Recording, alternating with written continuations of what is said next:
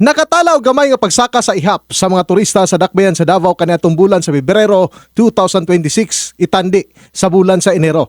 Base sa datos misaka og 4.51% ang mga bisita gikan sa 165,867 sa Enero nga miabot na kini karon og 173,344 ka mga individual. Sa kinatibuk ang ihap nasa 163,010 ang mga lokal nga turista samtang 8,229 ang mga langyaw.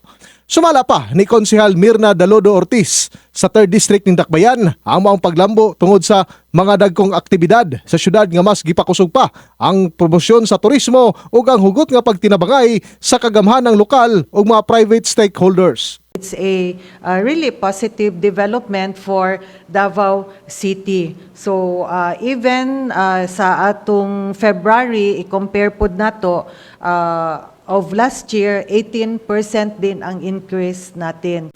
Dugang pa ni Mikey Aportadera sa City Sports Development Office nga dakong tabang usab ang pagpahigayon og Ironman 70.3 triathlon event dinhi sa Davao City niadtong bulan sa Marso nga nakadani og daghang partisipante ug mga mananaway. Happy go because of the turnout.